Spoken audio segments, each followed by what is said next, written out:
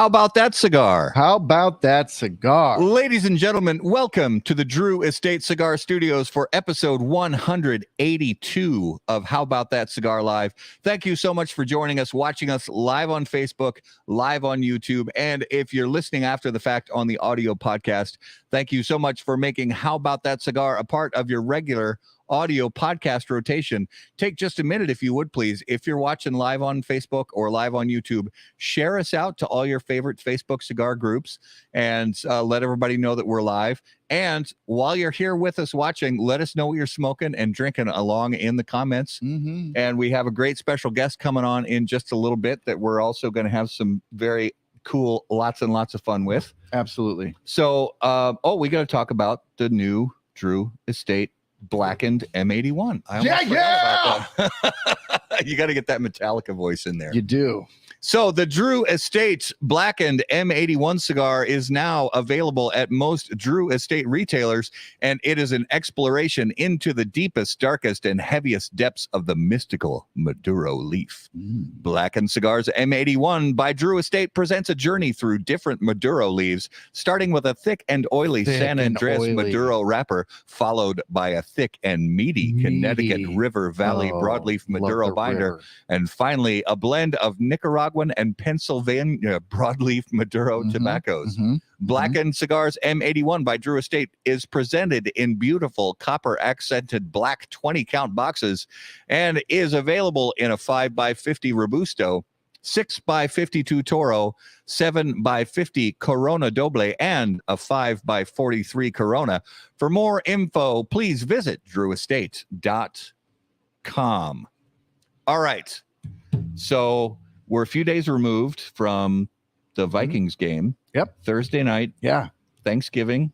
Prime time. And the guy who never wins in prime time. I know. Your guy. He had the primetime game. Yeah. Primetime spot, and he delivered.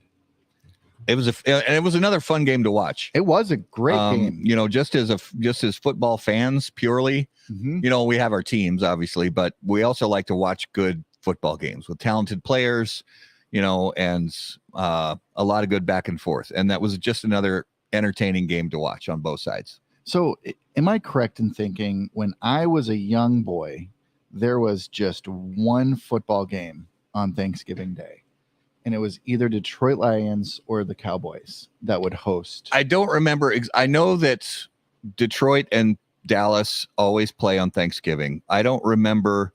And then it went to two where they both did. You know, and I don't remember when that started. I think it was maybe when the expansion happened in the 90s. Oh, sure. Maybe I honestly don't really know. Maybe we can get somebody super old to remember that. Like Miguel, can you chime in on that one? I'd appreciate it. Miguel's younger than we are. I know. Yeah. So, and last night, dude, my Green Bay Packers, they were kind of a moral victory. I'll be honest. Well, they were competitive at least. Yes, they were competitive.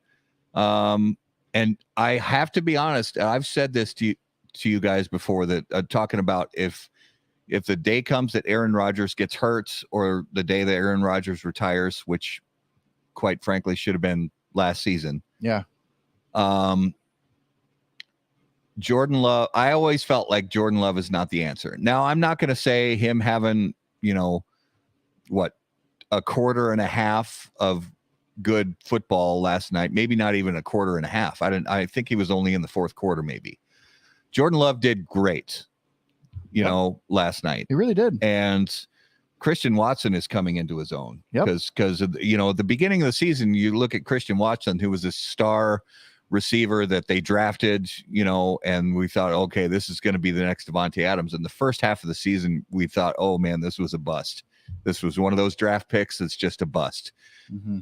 But they gave him time, they let him develop, and he is turning into one very talented receiver. So that's encouraging. Well, Coop comes in clutch again. Detroit always had the Thanksgiving game, then Dallas added it. Okay. So okay. That's in line with my memory, which is good. You're not crazy. I'm not crazy. Thanks, Coop. So I think Rodgers may not return this season. I wouldn't be shocked. Not because, and I'm not saying because the injury, because it's a rib injury. He was going to have an MRI today. Whether there's breakage or what, I don't know. But I think he may say, you know, a couple of weeks from now, even if it's not a severe injury, a couple of weeks from now, he'll go, oh, that hurts. Oh, I can't play. Oh, I can't play. Yeah. Because he just wants to save it for next season, or he just wants to retire and go to Joshua Tree and, you know, play some bongos and 100%. You know, he's going to Jamaica. He's going to Jamaica. Yeah. Him and Ricky Williams are going to be hanging out. He'll have braids in his hair and white boy dreads. That's going to be so fun to watch. That'll be Roger's next thing. I don't know, but it's just, you know, you and I are in that same vein where we don't celebrate the downfall of any player, any player or any team. Yeah, it's we love with the rivalry. Even with the rivalry, we love watching our teams play. We love watching our teams win. Yes, but if our teams don't win, then, you know, we're still happy that, you know, the other team wins. And it's hard to say, honestly, with the Vikings and the Eagles, whether either one of them are, and I don't want to say legit because I think they're both legit teams, but I think both teams have some weak spots that they have to figure out. For sure. The team that really looks great to me, again, on the AFC side, is Kansas City. Yep. Kansas City. They look fantastic. I think they're going.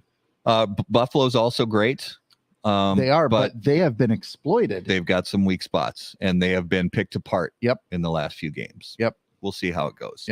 The Minnesota Wild have a winning record. What happened? We are above 500 by one game and in the NHL. Yeah, and they've really turned it on. So they're scoring more goals. They're still allowing too many. Yeah. But they're scoring. They're starting to score. They're starting to actually put scoring drives together.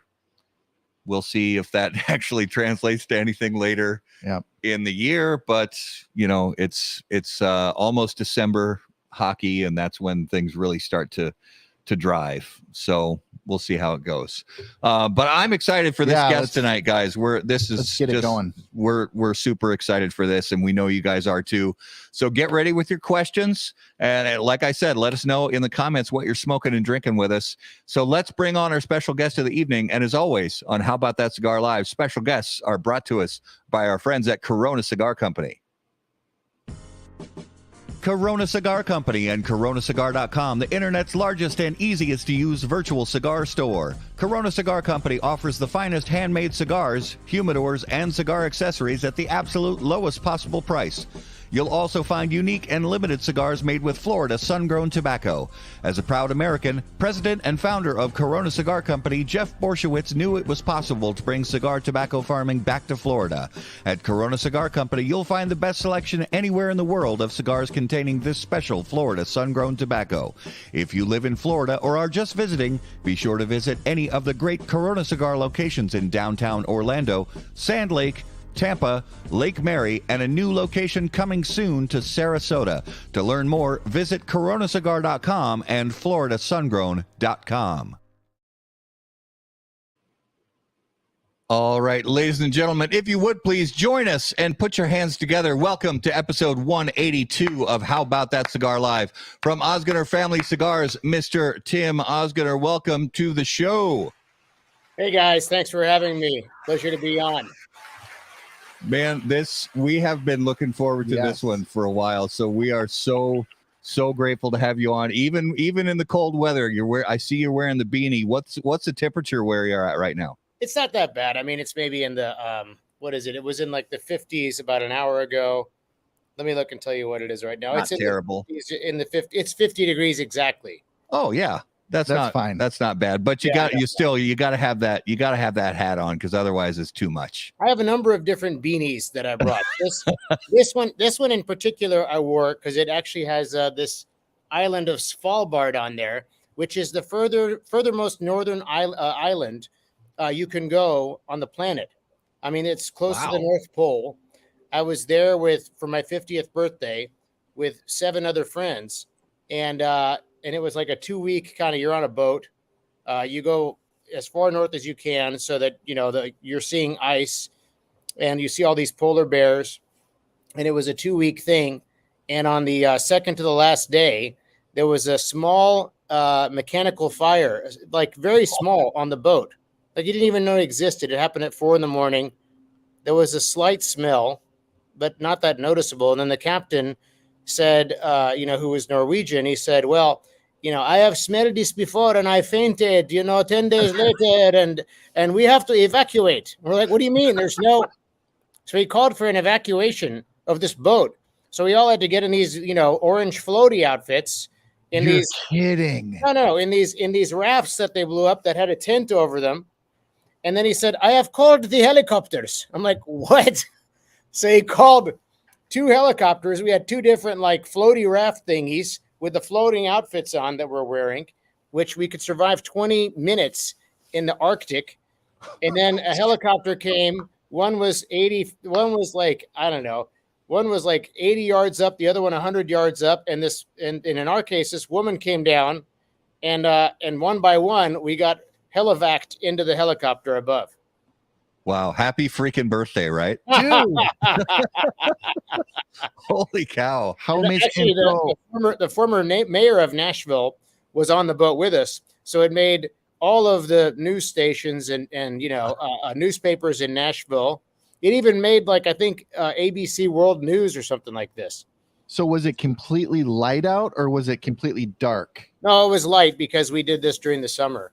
It's still cold up there, right? Yeah. But Right. No, absolutely. Because I know it's either dark 24/7 or it's light 24/7, depending on which time of the year you go. Yeah, we were Correct? there. We were there in July, so Yeah. we were lucky. We were lucky that it was light. But this is a souvenir hat from that. I mean, I might switch to different hats, and there are different stories behind each one of them. I love it. Kind of like cigars. Yeah. That's fantastic. That's a great opening. So, well. Tim, as we get the show started tonight, what are you smoking? And if you're pairing a lovely beverage with it, what do you have going on tonight? Yeah. Okay. So I have an Oz family cigars. Most people can't pronounce Ozgener, so now we're cool with it being called Oz family cigars. Which is kind of like the logo in the center of the band anyway. So I'm smoking one of these. That's a B55. It's a 5.5 by 55 ring gauge. It's made by my friend Ernesto Perez Carrillo in Dominican Republic at Tabacalera Alianza. So I'm enjoying that with a Elmer T. Lee over here. Very nice. Yeah, which a buddy of mine has a nice. I'm almost done with this, so I might need to get some more. But I understand it's like hard to get. So yeah, whatever. It's smooth. So that's my pairing. That's my pairing right now. That's a bourbon. It's a bourbon. It's okay. one of the most highly sought after, hard to find bourbons out there. Yeah. Well, I mean, I'm I love bourbon. I'm getting more and more educated on it. And a buddy of mine has a great store called Cool Springs Wine and Spirits, and he also carries cigars in a retail shop called Papa Peace. So I go to him. I said, I say, Brett, what give me something that's hard to get. Yeah. That's awesome. Love it. Well, I'm going to get my cigar fired up, and we're also I regret I don't know the size, but we're smoking the Bosphorus. You're smoking. It might be the same size you have. Is it a 55 or is it a 54? You might be smoking the Churchill-ish size. Yes. Yeah, I would say it's more Churchill-ish. Yeah, so it's more maybe 6.5 inch length. Yeah. You're close. It's 6 1/4. 6 1/4 by 54. There you go. Yeah, I picked these up at one of our favorite shops here, Sodi's Cigar and Pipe. Just on Friday when I was there, I picked these up at Sodi's. And where is that? Where is Sodi's exactly? So Sodi's is in Oak Park Heights, Minnesota, which it's basically Stillwater, Minnesota, right just a stone's throw from the St. Croix River that separates Minnesota from Wisconsin. So I need to talk to you guys after the show. My son is a fanatic hockey player. He's 14. Nice. He's on the highest level hockey team here in Nashville, which is the Nashville Junior Predators. Yeah. AAA team. He's playing hockey right now. In fact, I'm missing a game but it's not a big deal game, so it's okay. Okay. But he wants to go to a school that specializes in hockey. So I'm going to ask you about a couple in Minnesota. A lot of good stuff up here. It's It's a whole different level up there. It is. Yeah. It really is.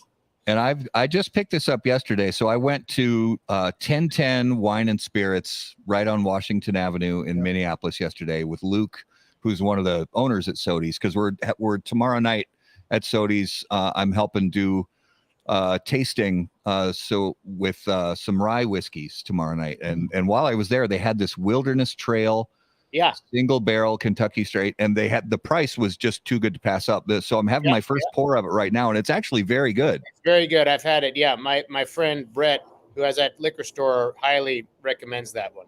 Yeah, and the price, I mean, they had this marked all the way down to $24.99. Yeah, it's a good deal. So I just couldn't pass it up. But I got to get this lit. Yeah, you light that up.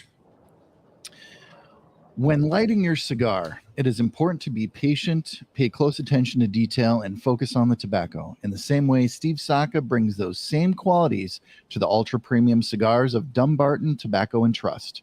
Patience, close attention, and focus on the tobacco are the qualities that Saka and Dunbarton Tobacco and Trust have become known for. From Sober Mesa to Umbagog, Dunbarton has a blend that will fit your palate, your mood, and any occasion. Visit dunbartoncigars.com to learn more.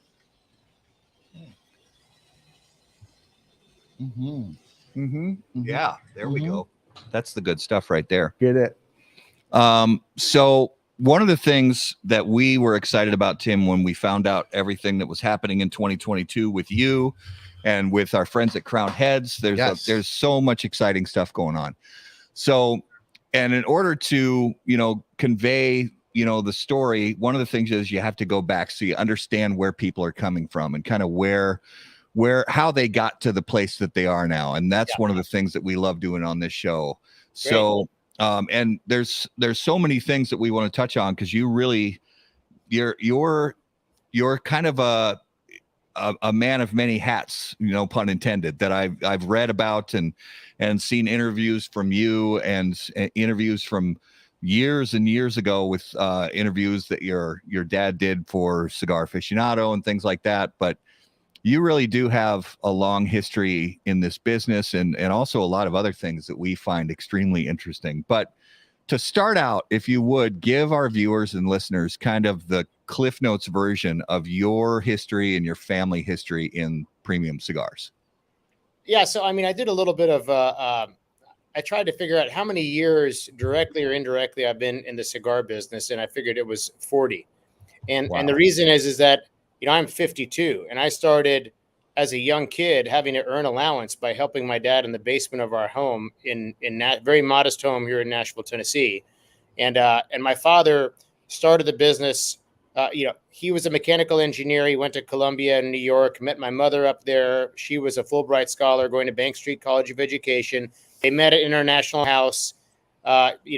He's Armenian. She's Turkish. It's kind of like they're not supposed to like one another. They fell in love.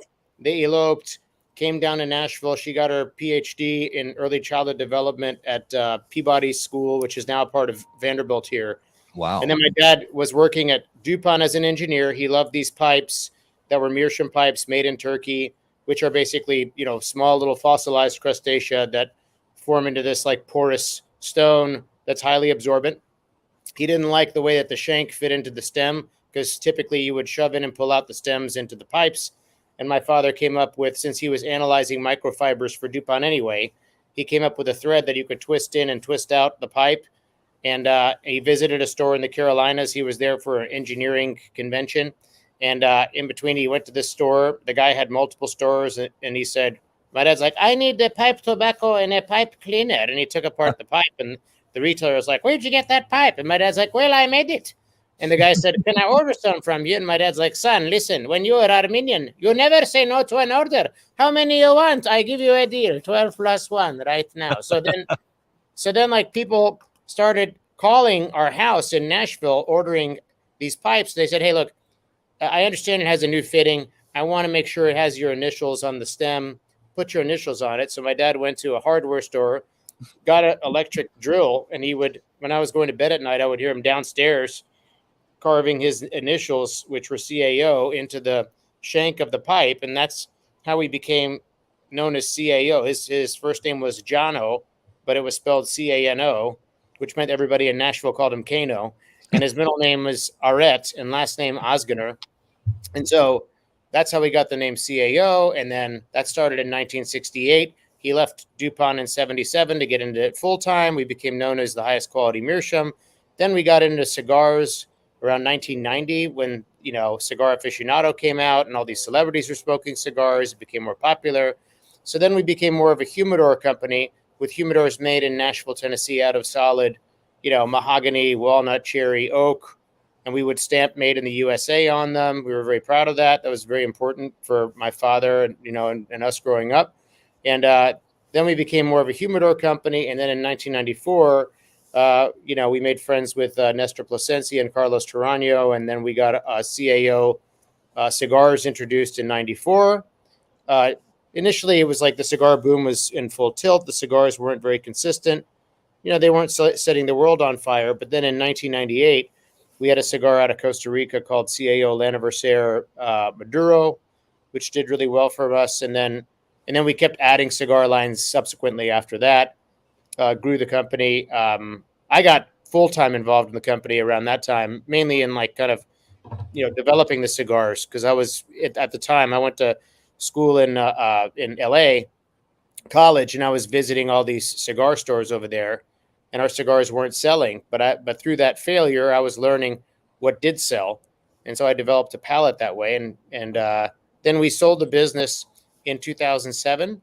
We didn't want to sell the business. We weren't looking to sell the business, but a Scandinavian tobacco group came then. They weren't well known in the cigar business then. And made an offer. We turned it down politely, and then they came back a year later. And this was around the time that you had like S-chip coming into play and a lot of federal legislation threatening the cigar business. And so we said, all of our families, everything is in tobacco, and we're threatening to get legislated out of the business. Do we turn away this kind of opportunity? And then we decided at the time that it was best not to, even though I loved being in the business, and that's why I'm back. And so that's kind of like gives you, like, in a nutshell, the history of my family and how we built CAO. And I know a lot of deals can be different. To just give our viewers and listeners a bit of a understanding of when you're sold to a big company like STG, does that include a non-compete typically? And in your case, what did that look like? If you can talk about that. Sure. Yeah. I mean, typically once we sold our business, typically they do include non-competes for at least a period of time, and that varies. But they wanted me to be a part of the company. They wanted, everybody at first was a part of the company. Even all my colleagues that at Crown Heads were a part of the company because they kept it in Nashville. They said, we don't want to change much of anything. They brought in someone as a chairman to our company, that was a bit different, but not so much different because my father was basically in that role, and I was president of the company. So anyway, that kind of happened, and then they were like, then when they merged with Swedish Match, then they wanted to move our headquarters to Richmond, Virginia. And at that point in time, they offered everybody in Nashville an opportunity to work for them in Richmond, Virginia. But I think everybody with our company is so Nashville centric that was something that people didn't want to do. Nashville's kind of a special place. So once you're here, you want to stay here. But typically for me, it was like I had a 5-year kind of agreement to work with them, and then there was a 2-year non-compete once that period was up, or if I wanted to leave beforehand. And I had a great relationship with them. I have really nothing negative to say about my time with Swedish Match or STG. Yeah, and we've heard the same really Absolutely. from you already mentioned the people there, because it's so interesting, and this is kind of flashing forward, and we'll get there in depth later. But hearing about earlier this year, you kind of in a way getting the band back together, because there's John Huber had a long history with CAO, and Brian and Miguel, and I mean it's and then hearing that you were gonna be a part of that family again, that was pretty cool to hear. Yeah, well, like you said, I mean, like one of the things I realized when I was away was I really kind of underappreciated the team and the chemistry and the passion and the love for the product and the business that we all had. Because during the period that I was away, we started another business, which was a nonprofit business, a nonprofit arts center. And when you do that, I mean, then you realize getting together a team that is cohesive, that gels, that is all kind of on the same page and is passionate about doing what they're doing, and it's really kind of more than just about making a living, is huge. And it's something that I took for granted. And it's something definitely that, I mean, these guys, that I worked with before at CAO that are at Crowned Heads, they're not, I don't consider them work colleagues. I consider them my family, really. Yeah. So that's a special dynamic. Yeah, definitely. So when we take the space between, like you said, you left the CAO in 2010, and then you had a little bit of a period of time where you kind of had to be away from the cigar business. But like you said, you started a nonprofit. You've been busy with a lot of other things since then. If you could, I am curious, because I always wonder about people when they're in any type of business for a period of time and then they leave it for a while and then they come back, the thought process that goes into making a decision to go back into a former a former passion and a former line of work. So paint a picture for us of the moment that you knew you were going to re-enter the world of premium cigars. What were some of the catalysts that drove that decision, and what were some of the options that you considered? Yeah, well, my father passed away in 2018, and he was my best man in my wedding. My father and I had a very special relationship where I considered him my best friend. And for me, always family is first, and I got that honestly from my parents. So as a result, I have a small family, but we're a very kind of tight-knit family. So when he passed away in 2018, immediately after that, and we started this contemporary art center. We modeled it after art centers that we were inspired by in like Miami, New York, Brooklyn, LA, those kind of London, those kind of places. And a lot of them we found were like converted warehouses. We had a warehouse too. So that inspired us to go down the path that we're going. And I'm actually very proud to tell you that OzArts is, in the top 3 arts nonprofit institutions in the city that's getting, top 3 in funding from the city, because That's fantastic. They find that the art that we're bringing is like very important, because we're highlighting like young artists that are living now, not from like hundreds of years ago, that are presenting artwork that's important and vibrant and current in the world that we're living in right now. So, when he died, though, our artistic director, she said, "I'm leaving," basically, and so that was a real kind of tipping point. And at that point in time, I really did believe in what we were doing, and the content we were doing was great. So, we went on a search to try to find an artistic director to replace her. We found one who, by just people I knew in LA, who was hired by the Disney family to start a similar arts institution to ours in downtown LA. But he had been there for 15 years, and he was feeling like it was time for him to move on. And so we recruited him heavily. During that period, I talked to Mike Condor, and I said, if this guy, I think this guy can he curate for the art, which was mainly performing arts, right, of different genres. So one month might be dance, next month might be music, next month might be theater, so on. But I said he's also super sharp from a fiscal standpoint, so he can run the company too. And if that's the case, that liberates me to be able to like get back into the cigar business, if that opportunity is there.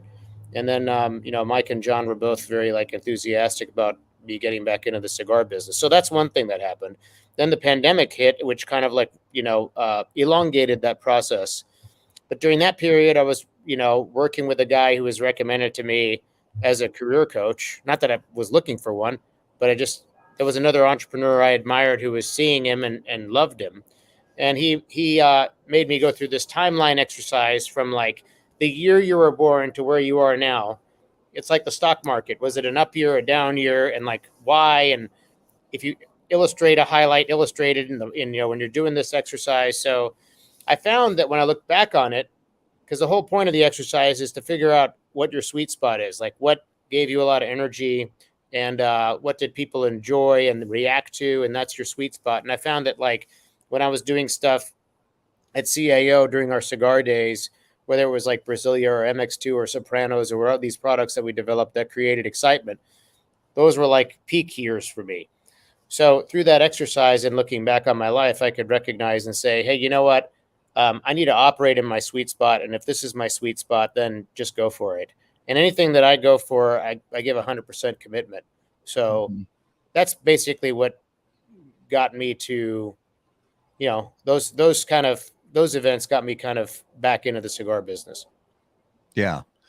And I'm curious about the Arts Center because I did a lot of reading about this, and it looks and I read so many articles from magazines and newspapers and things, and that it looks like a place that I would want to spend time, and I would want to go see events and showings and performances and things like that. As far as your background, did you study design? Did you study arts? How did you get into having a deep love for fine art and performing arts and things like that? Well, my parents always exposed me to the arts and my mother was always a big proponent of creativity at a young age since she was in early childhood development, and that's what she got a PhD in, because she always feels like whether a kid goes into accounting or the arts, being exposed to working things, whether you're making something out of clay with your hands or you're painting something or you're performing, these are skills that are used to kind of help shape your brain on how you kind of solve complex problems and become more innovative, which is what our country is known for, creativity. Yeah. So as a result of that, I was taken to a lot of, the school that I went to was one that kind of, embraced the arts. It wasn't an art school, but it kind of embraced creativity and outside the box thinking and being innovative and an independent learner. So, and also I was fortunate enough that my parents would take me to stuff to see that were cultural events. And as a kid, I was like, when can we leave? But as I got older, I appreciated them more. Yeah. And so and then when I was in high school, I got bitten by the acting bug. And then I was actually, was pretty good at it. And then I would always as a young kid, do people's impressions and stuff like this. So then I wanted to become an actor. And my dad's like, how the hell can you make any money doing that shit? And then I was like, well, okay, look, if I audition and I get into a highly competitive school, then will you support my education? And then he said, well, okay, then you must have some iota of talent. Okay. So I auditioned to get into schools in Chicago, and I got into Southern Cal, which at the time was, the number 3 rated, school for that in the country. And so then I transferred from University of Denver to Southern Cal. And so, I went there, and then I worked at California Shakespeare Festival as an actor right when I graduated college. And then I even fell into doing like stand-up and improv comedy, not because that was something I wanted to do. It was just because, quite frankly, I was losing my hair. And then someone was like, hey, you're funny. You do get into the comedic side. And I was like, all right. So I got into improv comedy. I got into stand-up comedy. And actually, I was doing pretty good at it. I met with Jeff Foxworthy's agent, and he said, well, you'd be on the road for 10 years and then come back to LA. But at that point in time, I'm like, I don't want to live that kind of a life. Yeah. And at that same time, while I was doing all that, I was visiting cigar stores during the day. And, our cigars, like I mentioned before, weren't setting the world on fire, but I always was driven to be successful just because I had 2 immigrant parents that worked their tails off. And I was like, okay, Matt, what would it take to sell in your store? And you'd be like, Tim, I like you. You're a nice guy. Try that cigar and that cigar and that cigar. That flavor profile is selling. You need to look like this. It needs to, be box pressed or whatever. And if you bring me a product that's just like that, but if it was $1 cheaper, I'll sell your product all day long. So then I would go to like Central America and figure it out, and then come back a year later. I'd be like, Matt, you mean this is what you're talking about? And then he'd be like, oh shit, no, I got to buy from this kid, So that's how I kind of got into the cigar business. Nice. So I don't know if people realize the dream team that came out of CAO pre-STG, like just all the rock stars that came out. Obviously, we love Miguel Chodel to death. He's a rock star. Miguel has been a wonderful friend, not only to us on the show, but personally as well. Mickey Pegg, John Huber. I mean, to see the ripple effect that CEO truly created in the cigar industry needs to be mentioned and talked about. Yeah. Tim, can you give us one or two awesome stories of a Miguel, an early Miguel, and early Mickey Pegg, and early Huber? Embarrassing stories, goofy grab ass, embarrassing stories. Give us a little something. I know you got something. Well, I mean, look, John wrote a letter to my father, and it was like around Christmas, around this time of the year, when I was still in LA, and I came to visit them during the holidays. And my father said, I got this note from a guy who, we had a small article written on us in the local newspaper when we first started CAO Cigars. And basically it was a very nicely written letter saying, hey, I just moved here, but I think my passion is cigars. I just love the product, and I would love to work for you in any capacity. So my dad's like, what do you think? And I said, well, listen, I mean, if you find somebody that went to the effort of going out of their way to write this like 1-page letter that like is so well written, and he's obviously very passionate about cigars. I mean, that's the kind of employee that could be a long-term employee, is someone that like is passionate about what it is that we're doing. So we gave him a shot, and then we hired him. And at the time we had a shipping manager position that was open. And then after a few months, my dad's like, this is not working. He is, I think, the worst shipping manager in the history of shipping managers. Things are going to the wrong places. So I was like, it's like, what the hell do you want to do? I mean, what are you good at? And then he said, he goes, well, I really like marketing, and I like talking to the consumers and the retailers. And at the time, there was no Facebook or nothing. There was like chat room boards and email. There was email. So he would email customers or consumers and whatever, build relationships that way. Which, obviously he's still really good at now. But that's kind of how John, and then eventually John became our chief marketing officer. So that was kind of like the background story of John. I love it. I do have evidence of John wearing a tie and having straight hair. What? Oh yeah. Wow. It exists. Oh. In the ether. But anyway, and then Miguel was, we would go and do these big smokes in, at the time, there were just more than just Vegas and Florida. I mean, they had them all over. They had them in Chicago. They had them in New York. New York ones were awesome. They had them in they even had one in, I don't think they had one in Minneapolis. They had one in Detroit, I remember.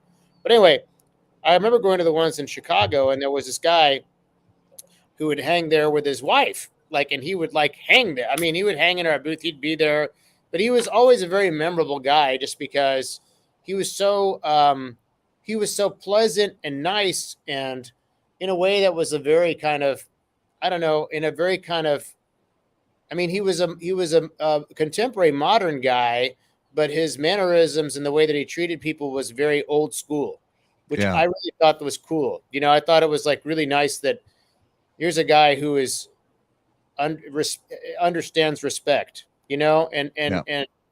and his wife was awesome. His wife was so nice, and it was Miguel, and I remember, like, you know, probably Miguel was like, hey, you know, if there's ever any opportunity, I don't specifically remember any, you know, one intense conversation we had about that, but I mean, he mentioned it enough to the degree that I remembered it. And then when we were hiring a sales team, I said, you know, I really think that Miguel is a really engaging guy.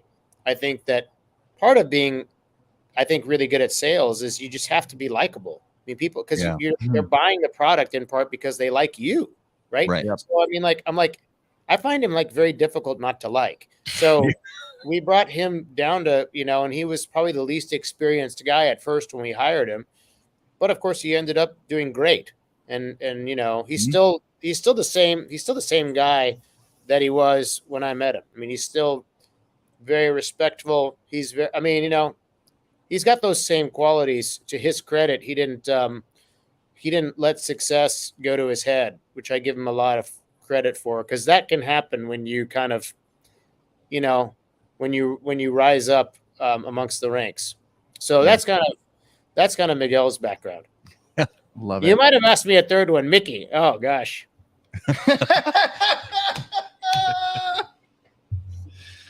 I mean, there's so many stories that I won't tell I you. have so many stories, and I've only worked with Mickey for a year. that Mickey will be like, Mickey right now would be sweating. These are the stories I that can't people even need. think. There's so many great stories. I mean, every day Mickey had some comedy around Mickey. Yes. You know?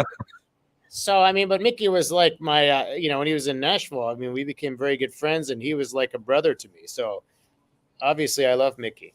I mean, you know, I had so many good times with Mickey. He is an awesome character. So He's hilarious. Dude, if anybody has mean, the opportunity to be with Mickey on the road, you absolutely need to do it. Yeah. Oh God. Well, I'm trying to think of a story that I will tell you that Mickey won't call me after and say, "You bastard."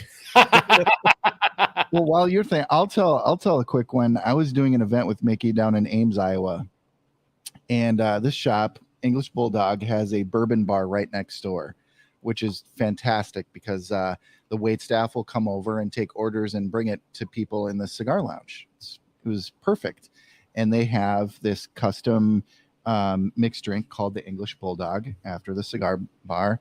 Mickey fell in love with it, and he's probably like 7-8 of these deep, and he basically just gets And that up was on stage. that was in the first hour. Right. That's all. Yeah. That's all. Yeah, on the way home, so we had to drive from Ames, Iowa to Minneapolis, Minnesota, and it's like a 3.5 hour drive. On the drive, he gets in the car. He's obviously had some, and he's like, "All right, who should we call? Who should we call? Let's call Skip."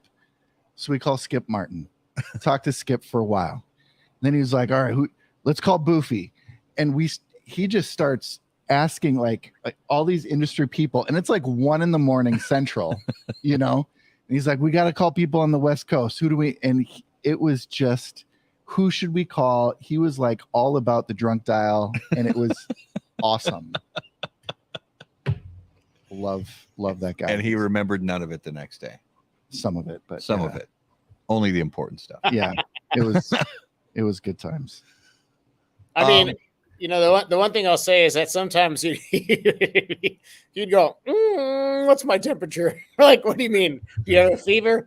And he'd be like, "What's my temperature with the people in the office?" I'm like, "Dude, who?"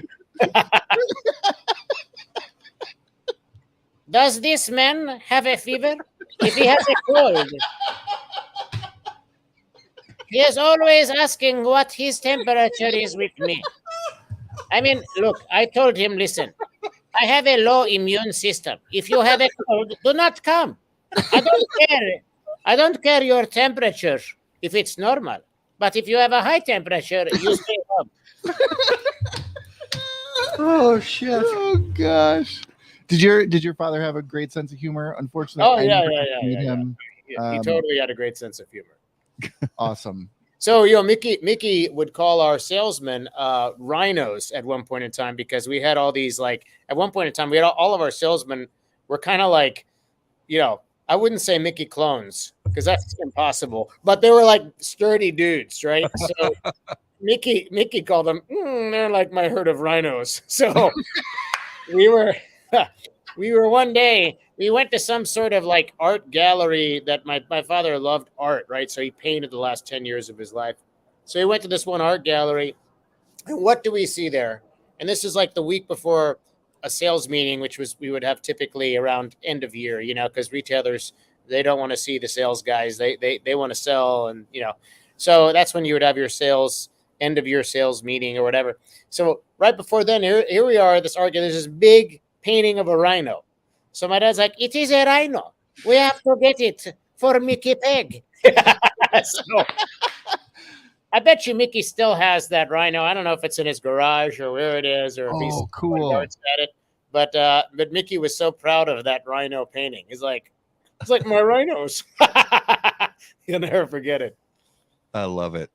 One of the things I'm curious about, because obviously your dad was a huge mentor for you, but outside of that, there were probably some other people outside of people we've already mentioned that were big mentors to you in the cigar industry, whether it was business or blending or selling or relationships or whatever it may be. Who were a couple other people in the industry that just hold a special place in your heart still, that really gave you good advice? Well, I think that a lot of it had to do with, certainly,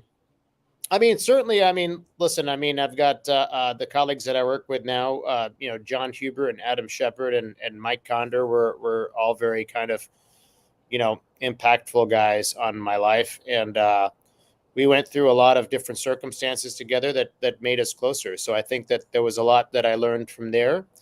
There was a lot that I learned just from the whole experience. I think, Garrett, you might have mentioned it earlier, through the whole kind of, when you're dealing with a large European company and getting into that scenario. I did go to meetings in Amsterdam and in Copenhagen, and there was a lot I learned from those experiences. So I feel like that I learned, for me, aggregate, with it, aside from the people that were at CAO, from a lot of these experiences that I went through. Certainly working with Charlie Tarano and his father, Carlos Tarano, I learned a lot from them. Nestor Plasencia, had a relationship with him and his sons for forever. So, I learned a lot from them. I've enjoyed my relationships with, when Rocky Patel and I get together, we're always like, he's like a brother to me. So we always yuck it up and have a good time. And I heard you do a pretty mean Rocky impression. Yeah, we do a nice Rocky impression. I got the Christmas tree behind me because I have a Christmas tree blend, red light blend, green light blend, yellow light blend. I got a blend. I got a pinky blend. I got a ring finger blend. I got a middle finger blend. Blend. I got a jingle bell blend. It follows the song Jingle Bell, Jingle All the Way blend. The one size each. The hero second is so hot. You love it, you die and go to heaven. Yeah, so there are a lot of interesting characters in the cigar business. Yeah. Well, and there's also a story of you and Brian McGee in Louisiana. Mm-hmm.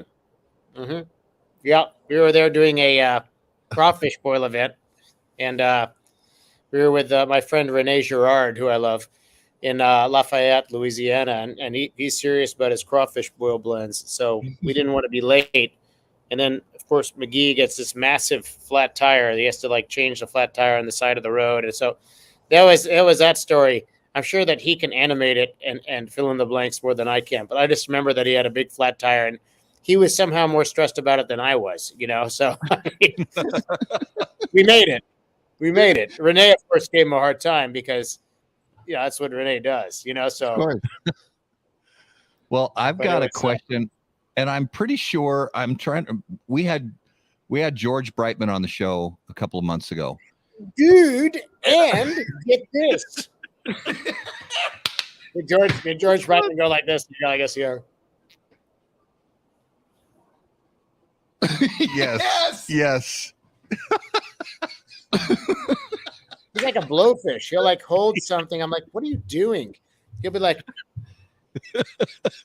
Garrett does the same thing. He always has. Yeah, I do a little bit of the blowfish every once in a while. yeah. I know. mean, so yeah, I knew George very well. George came to Nashville one time and spent like a full week down here. And I think it was just so that he could go out to eat with me and my dad every night, and not and not pay, because he was So with George- Cigar aficionado. He was famous for that. Well, George had a question that he said we had to bring up to you when you were on, and I don't know. It's not even a question. It's just a statement. He said, ask him about the skit series with Cigars International. Oh, yeah.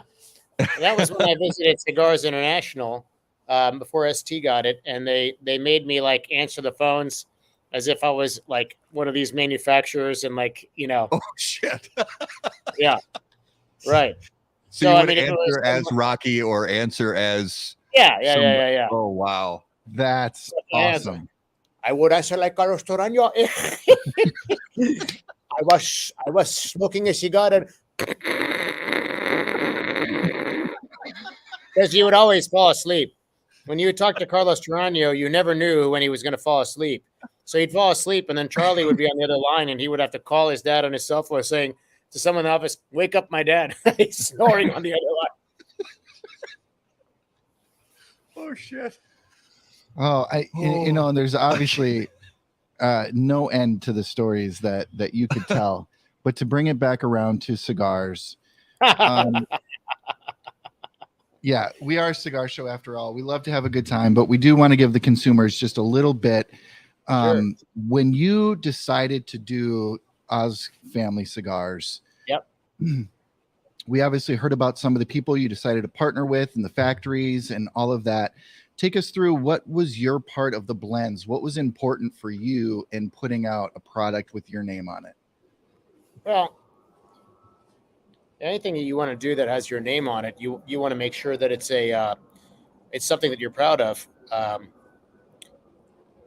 When I was doing this at CAO, we became, at that time, the ratings that you would get from a magazine like Cigar Aficionado were very important, because it would lead to immediate kind of sales. So I mean, I remember kind of thinking, who's rating this? How are they coming up with all these descriptives like hint of orange peel or like anise? I mean, anise, I know what it is, but in Nashville, it has a different meaning. That's just a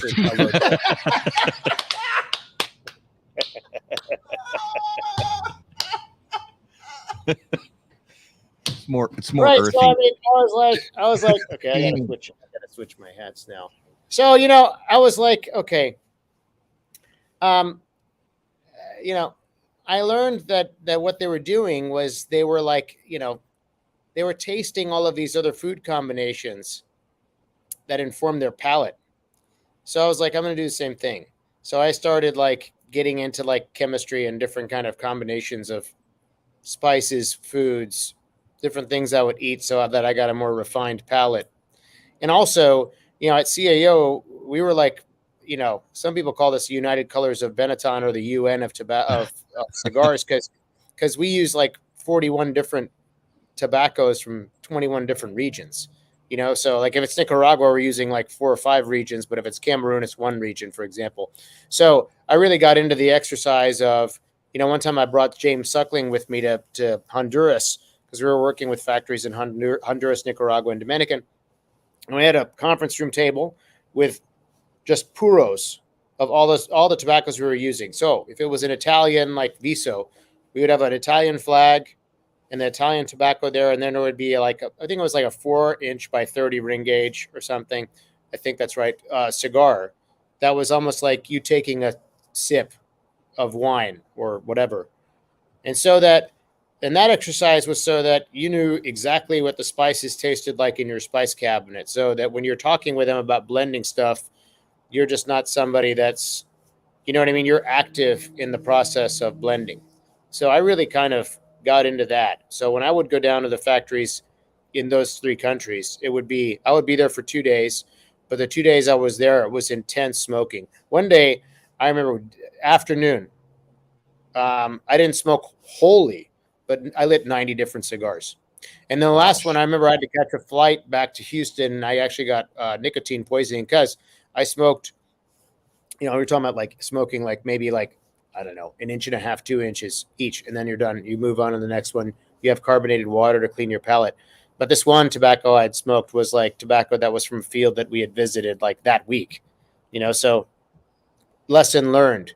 But Yeah.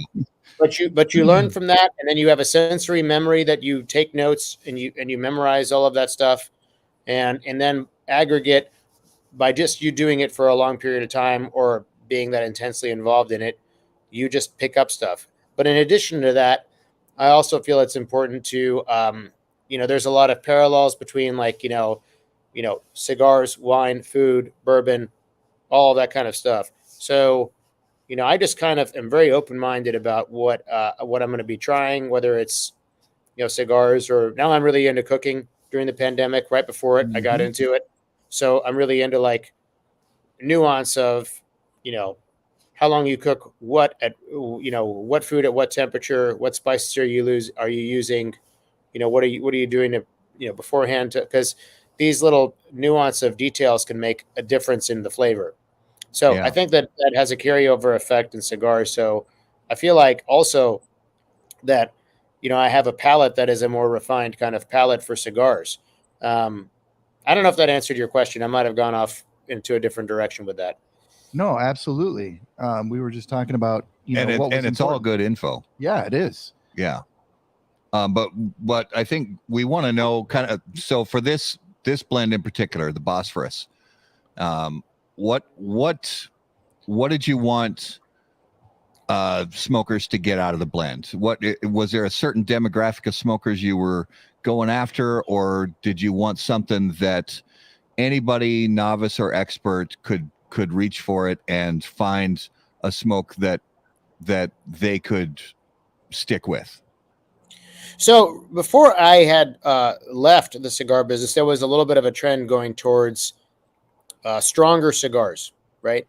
And I had found that, you can deliver a stronger cigar, but if you don't ferment the tobaccos 100% Mm-hmm. to their capacity, then they will hold more nicotine. Yeah. And some wrappers, are going to have a higher nicotine content because of the pH from the soil, right? So, if you choose to under ferment a wrapper, then is it going to have a tight carbon ring on there? Probably not. Will it have more nicotine that you're getting from it? Yeah. Will that make you feel a bit more, say, sweaty, lightheaded, have to go to the bathroom right away, whatever? Yeah. Mm-hmm. Mm-hmm. Mm-hmm. So, but I actually don't like that. What I like is I like a cigar that has a lot of flavor, and I want the maximum amount of flavor that you can derive out of each leaf. So, when it came to introducing a new cigar back into the business, we were looking for a cigar that was, and I like more fuller bodied, fuller flavored things generally, whether it's wine or bourbon, that I kind of tend towards that. I appreciate um, milder categories too. But if I had to, say what's the one thing you want, it would be that. So we wanted to do something that was medium to medium plus and very complex. So in this case, the wrapper that we had first introduced was Sumatra, Ecuador, or Sumatra seed grown in Ecuador wrapper. And there was two binders on the Bosphorus blend. which we had never done at CAO. And at CAO, we tried everything. We didn't care as long as it tasted outstanding and the quality was a quality. We would try it. So one of the binders on this is a Connecticut seed Ecuador. The other one is from Jalapa, Nicaragua. Now, what's the benefit of two binders? It burns a little slower, so you're getting a bang for your buck, which I like that. We were always a big value for money approach at CAO, which I like that in anything. So we liked that, and also there was an additional kind of layered richness that you get from the smoke too. A little bit more of a slower kind of wafting kind of sensation as you bring it up on your palate that I liked. And then the fillers are also 3 different regions from Nicaragua that I really enjoy. One of them is Esteli, which that's where all the factories are. It's got an asphalt black soil because it's it's such a volcanic kind of high in clay soil that's over there, and it delivers like tobacco that's like got a lot of like spice and black pepper, white pepper, which I like. And then Jalapa is so good you can smoke it on your own. Mm-hmm. When I did all those Purito blends, Jalapa was one that is a standout just because, I mean, you literally just can smoke Jalapa from one farm, from one stalk of the plant, and it's fantastic. And then the other one is Omotepe, the volcanic island, which surprisingly on its own I don't like that much. But when you combine it with the tobaccos, it combines quite nicely. So it's more like a Petit Verdot grape. So so that's what's in the blend. Ultimately, we wanted to deliver a blend that, and also I like box press cigars. I like this 5.5 by 55 ring gauge because when you cut it and you intake it, it coats your palate immediately. And it's like, and I like a cigar that starts off like with a statement, like Beethoven's Fifth, and then it settles down. Yeah. So that's what we were kind of trying to go for with the cigar. Well, and I like, because I had smoked the shorter, whatever the smallest size is, I had smoked it within the last few months, and I actually like this bigger one better, not just because I get more of the cigar, but it really. It gives the blend, to me at least, it gives the blend more time to really warm up and get into its, to go through the first act and the second act and the third act and really kind of hit that, because I'm just about to the band now, and there is a lot of nice. What I'm getting is complexity. I'm getting a lot of different things, aroma wise, retrohale wise. And on the palate as well. There's spice, there's sweetness, there's earthiness, there's a little bit of herbal, maybe floral thing that I'm getting every once in a while that kind of hits my nose. So I appreciate the fact that there's complexity to it, and I think everything in the end in the blend marries nicely, and it goes great with this bourbon. Yeah, thank you. Well, look, a lot of people that are enjoying cigars, I mean, that's part of the other reason why I missed the cigar business and wanted to get back into it, is I feel like that it's a band of brothers.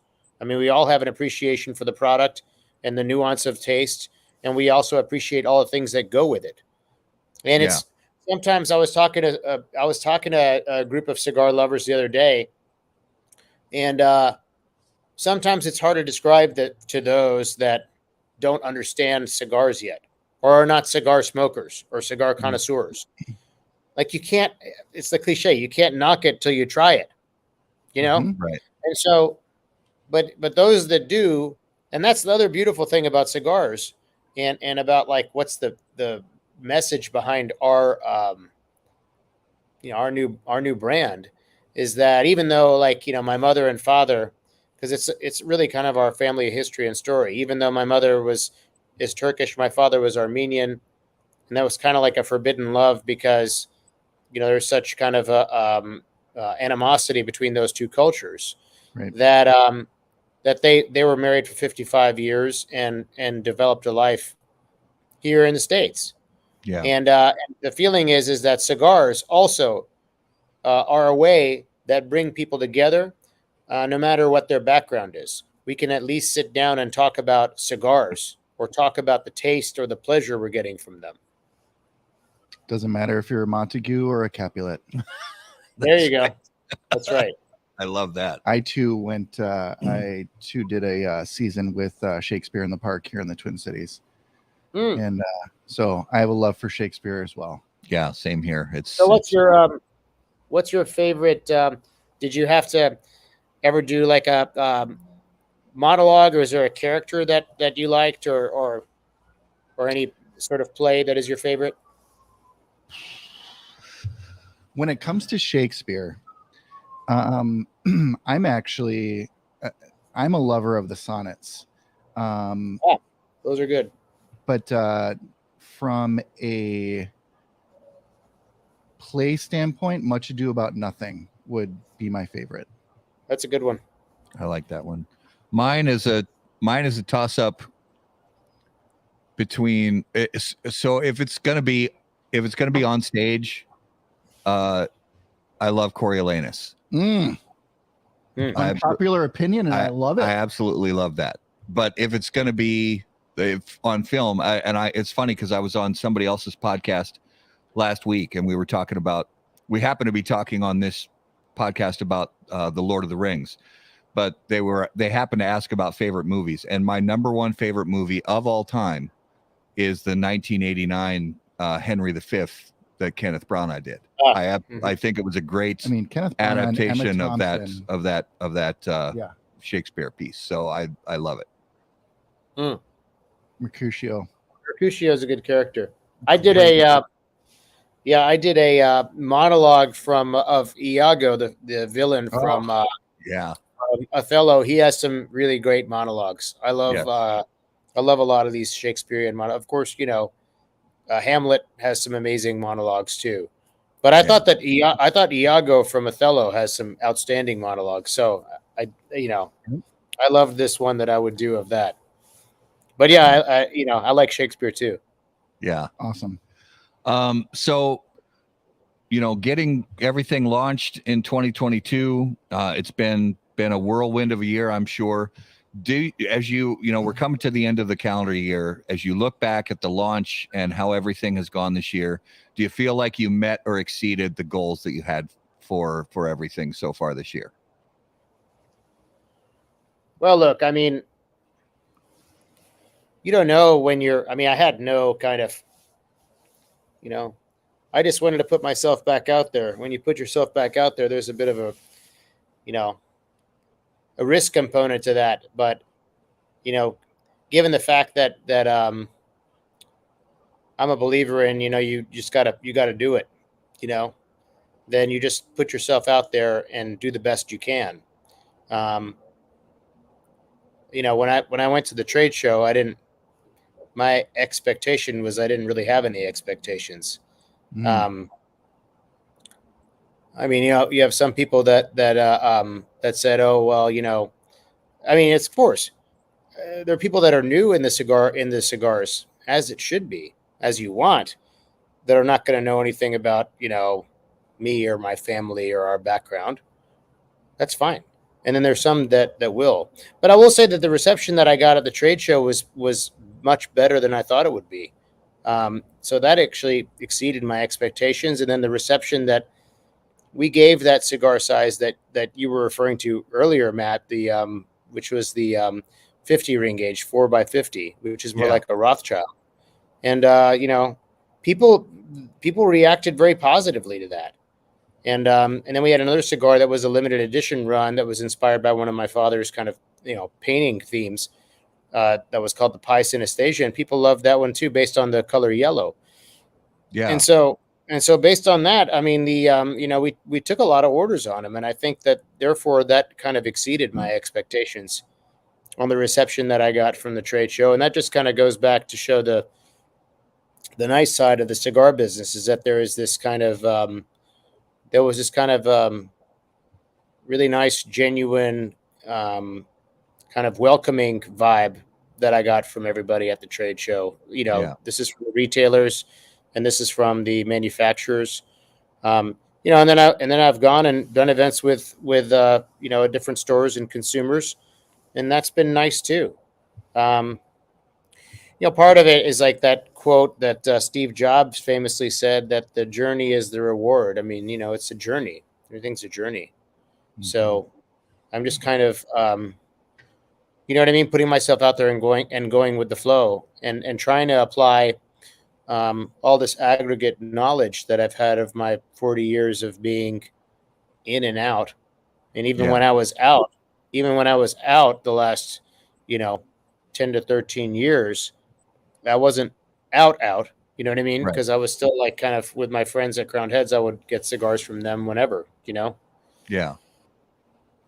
So as the journey continues into 2023 and you look at the year coming up, what are your hopes for seeing this thing continue and grow and develop? Well, look, I think we're at the just at the beginning of it, because, we had this, I think it's important. The story behind what you're doing is important too, so I think that the story of like this, meaning like, my mother being from Istanbul, this is Istanbul, my father from Armenia, them meeting in New York, eloping, and then building a life in Tennessee. Yeah. And, the boat, and there's a boat in the middle that represents the journey. That's a story that continues to need to be told. To more people need to know it. So I feel like that it's my job to go out there and tell the story. Now that we have a cigar that we're super proud of, and we want to get it into as many different people's palates as possible. Yeah. So that's going to be part of the. I mean, we just the whole thing was put it out there, see how people react to it. And then go out and promote it, but promote it at a very kind of grassroots level where I'm going and talking to people where they're at. And then, and now the next thing will be, how can we kind of amplify that message? So I think that's going to be kind of what it's going to be about next year.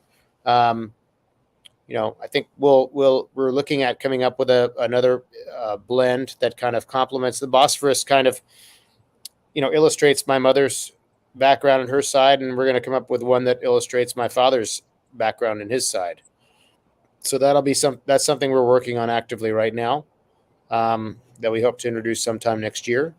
And so then we'll have like two different kind of blends out there to talk about and to get people to try. Fantastic. Awesome. Yeah, it's exciting. So we're looking forward to 2023. But right now, well, real quick, okay, TPE. Oh yeah, are you going to be at TPE in February?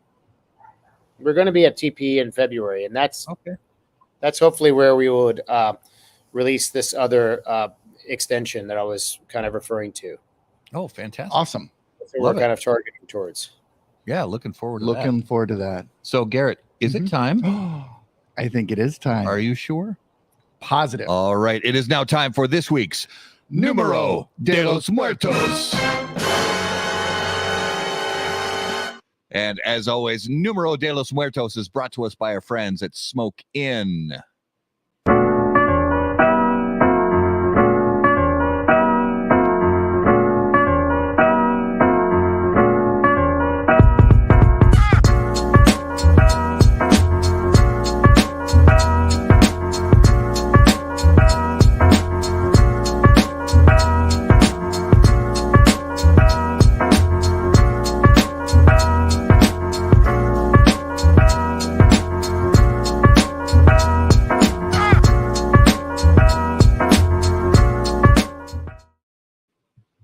All right, Numero de los Muertos, episode 182. Garrett, what do you have for us this week?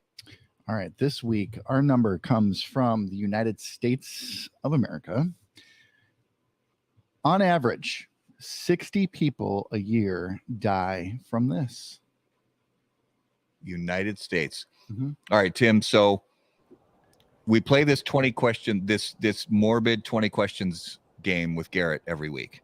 So you and I get to ask yes or no questions, trying to narrow down what this week's number is 60 in the United States. 60 people a year die from this.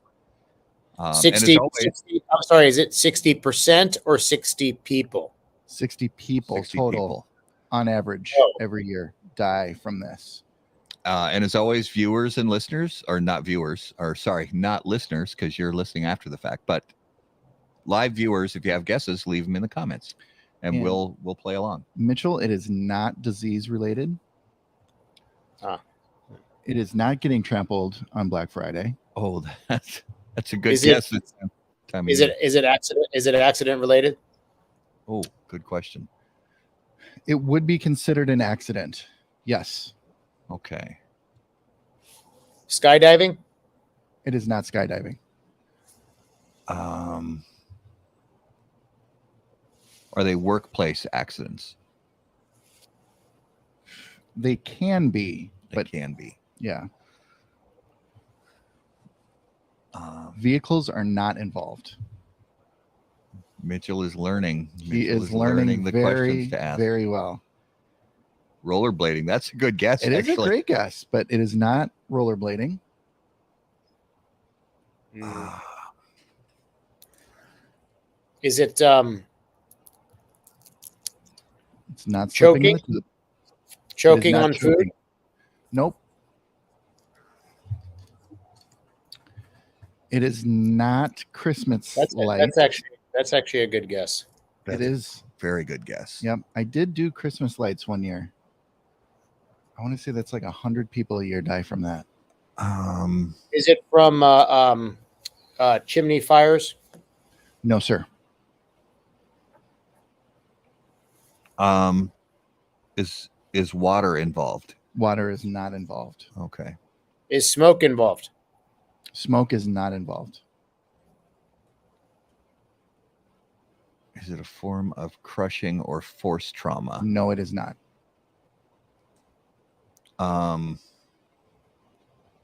Is it skiing? It is not skiing or anything snow related. So no sledding, Are poisons involved? no poisons.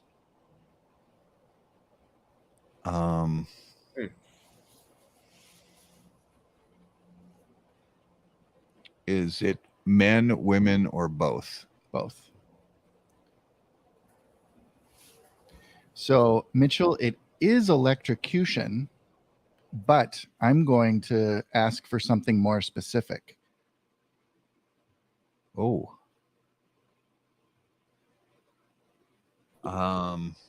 Sorry, Garrett, you said it is electrocution, but it's what? Correct. But I'm looking for something more specific, not Christmas light related. Is it by in the bathtub when you have electricity falling in the bathtub? No, sir. Not Is by it touching indoors? touching a socket? Nope. Indoors or outdoors? Either. Either. Okay. Ooh, Oh, death penalty. Death penalty. That's a good one. No. That's a good guess. Is Changing are changing a electric light cars involved? No. No vehicles. No vehicles. Okay. What's that, Tim? changing a light bulb? No. That's a good one too. Is it just like people trying to do like electrical service on their own house, like Nope. change a light fixture or something like that? Nope. Okay. Nope. Not fixing a car. No vehicles involved. This is going to sound like a stupid question, and I do have an explanation why I'm asking this question. Mhm. Does it have anything to do with elevators? It does not. And I'll say real quick why I'm asking that, because when I was a kid, I won't give the full story, but I was very young, and there was my family and we were by an elevator. It was a freight elevator backstage at a theater, and there was a button panel there, and one of the buttons was missing, and it was just a hole. And of course, I'm like 7 or 8 years old. What do 7 or 8 year olds do when they see a hole in the wall? They stick their finger in there. I stuck my finger in there, and I got shocked very badly. So, Oh. yeah. It is not Yep. lightning, and water is not involved. How else do you get electrocuted? Mhm. Mitch, it can happen in your house. I agree, That Tony. explains a lot. I Yeah, agree. Tony hears that does explain a lot. Yes, I actually have been electrocuted A couple times. a couple times in my, no lie, I've been electrocuted a couple times in my life and hospitalized Yeah. for it. All right. First clue. Yeah. Are we ready? Yeah. This is used usually to calm somebody down. Oh, is it a heating blanket? No. Electric blanket? Mitchell San with the answer. Taser? Taser. Oh, wow. Whoa. People die from it? Here's the scary part. So anybody who knows about going through police academy post or sometimes special forces military will have to go through a part where they are actually tased, and usually on the same day you're gassed and everything. About 25 post officers and military personnel die from that experience. Holy cow. And the other statistic goes for people who are being tased by police officers or other. Yeah.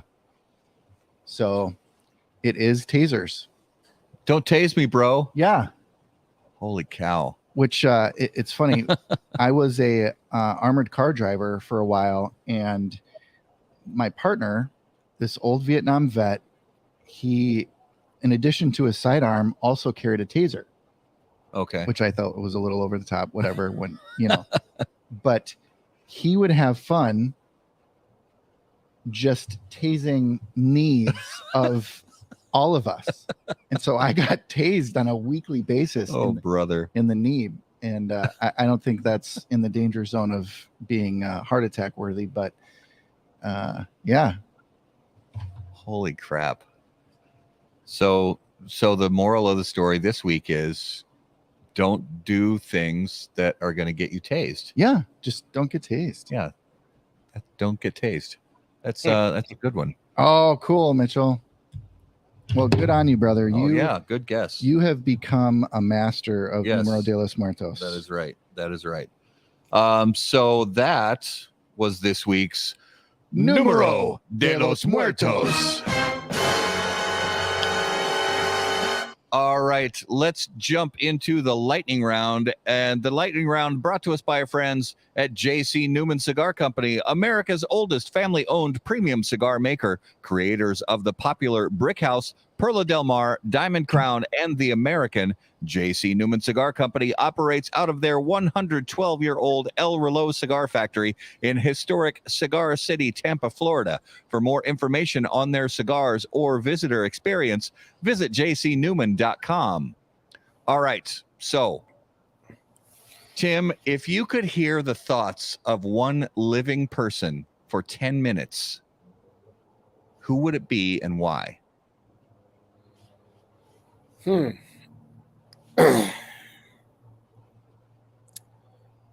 Yeah, I've always been a big kind of fan of the Dalai Lama. I just find that his state of mind and how he gets to that state of mind to be interesting. So I would probably say him. Yeah, I love it. Yeah. I mean, I was listening to a bunch of audiobooks during the pandemic, and I listened to one of him and Desmond Tutu that I thought was really interesting. And to hear about the Dalai Lama and his practice of meditation and how he gets himself into the frame of mind to be, really kind of, and what he says and he thinks and he does to be really kind of beautiful. Yeah. And unifying and peaceful and kind of universal. So probably Very him. cool. Do you remember the name of that book? I think it was called like the art of joy, I believe. Okay. I think that's right. The art of joy, or not joyful living, something with joy in it. But I believe it might have been like the art of joy. Okay. I'm on it. So on a completely dissimilar note, if you were about to get into a fight what would your soundtrack music be?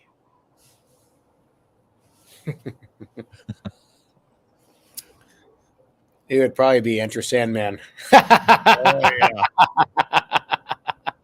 Great guess. Or great choice. I love great it. choice. I mean, right? I mean that. I mean, that's Oh that yeah. gets I you love fired it. up, right? It does.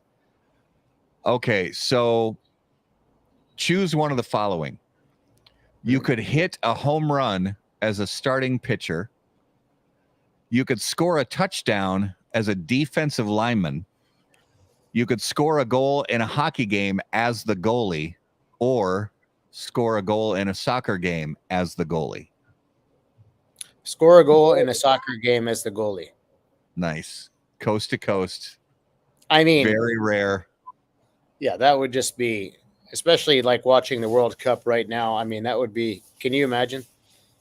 Oh, I mean, I think it's hardly ever that it's happened. I mean, especially in the top levels of soccer around the world. Yeah, It's no, it's it hardly would ever be, it would be unbelievable. And for those who care, it is called The Book of Joy, Lasting Happiness in a Changing World.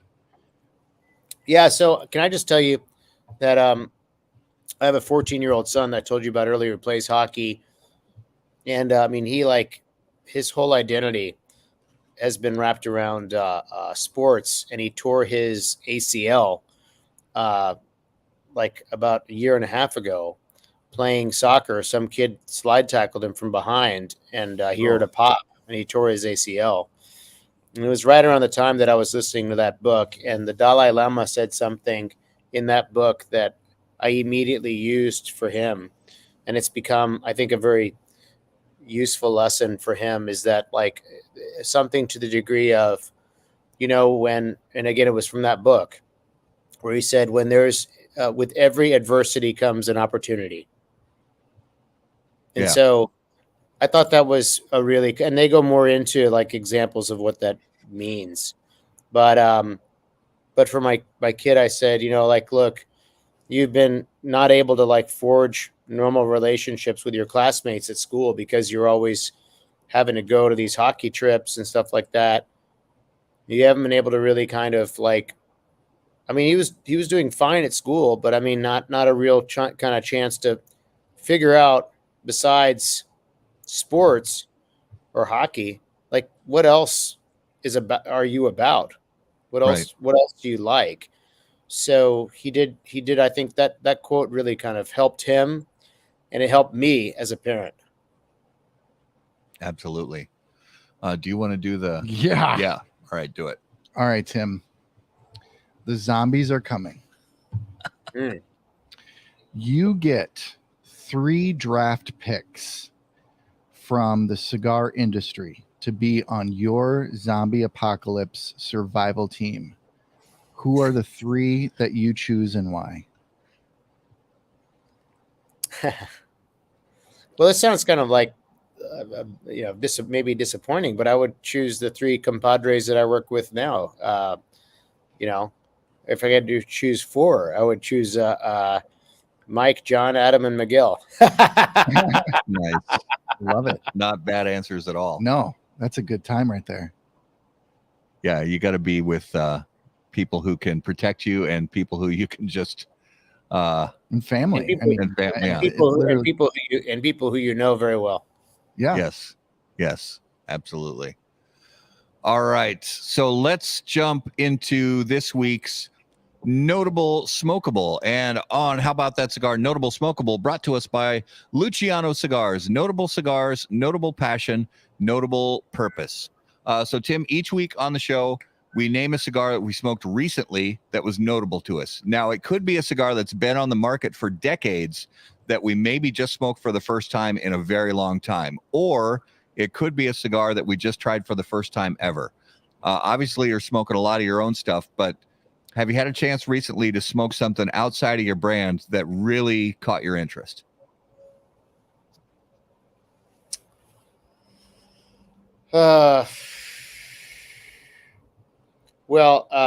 Yes, actually. And again, not to be well, I'm just going to say it. I smoked a Pledge by Ernesto Perez Carrillo that I thought was an amazing cigar, like shockingly amazing. I mean, the first few puffs of it just were like bang. Yeah, You know, I mean, it's just it's a masterpiece of a cigar, I think. I agree. I love that cigar. Absolutely. Love that cigar. that's great. It was definitely worthy of number one. Definitely. Yep. There are others. There are others that I smoke. I mean, I listen. I don't like to talk badly or negatively about anyone or anything. But I mean, there are others that I smoked that had a lot of accolades that I thought were disappointing, which I won't name. But I thought that the Pledge it delivered. Yeah. Absolutely. Yeah. What was your notable this week, Garrett? So, our buddy at Smolder, Lucas, gave me a Tatawahe Emmy OG, Oh wow, the back in the foil pack days. Nice. bro. Yeah. Still after all Smoked these it years. last night, and I wanted to rub it on my body. It was delicious. I recommend smoking them, but Yeah, you could do whatever. and I mean, I went that way. I went that way with it. my notable this week was actually kind of a throwback. I was at Sodi's, like I said, on Friday, and I picked up a handful of cigars, and one of them I reached for the old tried and true Oliva Connecticut Reserve, and it's a great price point. It's a nice mild cigar that's still got some flavor to it. You know, it's just it's one of those cigars that I had forgotten about, honestly, and I smoked it for the first time probably in a few years. And it's just a nice mild, yet flavorful cigar. So, you know, I don't want to say I was surprised because I remember enjoying it, you know, back in the day, but it's just a nice blend that, again, price point's super low. So that was a nice one this week. So that was this week's Notable Smokables, brought to us by Luciano Cigars, improving lives through fine cigars. Visit lucianocigars.com to learn more. So we have some coming attractions on How About That Cigar that we have coming up in the next few weeks. And those are brought to us by AJ Fernandez. Born and raised in Cuba, AJ Fernandez now produces unparalleled premium cigars in Esteli, Nicaragua. The AJ Fernandez portfolio of cigars provides blend strength and flavor profiles to match the preferences of any premium cigar consumer. Whether it's New World, Dias de Gloria, San Latano, Enclave, or Bellas Artes, you are sure to be satisfied with a premium cigar from AJ Fernandez. So next week on the 5th of December, I can't believe it's December already. I know, coming man. up. We have Juan Lugo from Don Doroteo Cigars, a fun up-and-coming new brand. And then on the 12th of December, this is so exciting, we have live here in Minnesota, none other than Cigar Coop himself, William Cooper. So very excited to visit with Coop live. And then closing out the year on the 19th, we're going to do our yearly year in review show where we're going to go through the box you see behind us, right there, the Been There, Smoke That box that my wife made for us. I put cigar bands in that box all year long, and we're going to open up the box and look at all the bands and talk about things and look back at some of the big events and stories from 2022. So Tim, if you would please give our viewers and listeners an idea of where is the best place for them to keep up with everything that Oz Family Cigars has going on. Well, we don't have a website right now, so I would suggest our Instagram page. We have one that's, at Oz Family Cigars, and another one that's my personal page, at Tim Ozgener. So both of those probably the best places to go right now. Or you could go to the Crowned Heads webpage, and it tells you of any sort of in-store promotions and events that we have coming up, which those will start next year. Fantastic. Awesome. Tim, we had an absolute blast talking to you tonight, brother. So thank you so much for being our guest on How About That Cigar Live. Matt and Garrett, thank you very much. I had a blast talking to you guys too. You guys are awesome, great hosts, great chemistry. So it's my pleasure. We look forward to doing it again. Awesome. All right. We look forward to it. So viewers and listeners, guys, thanks again so much for watching live on Facebook and YouTube tonight. If you're listening after the fact on the audio podcast, thanks again so much for making us a part of your podcast rotation.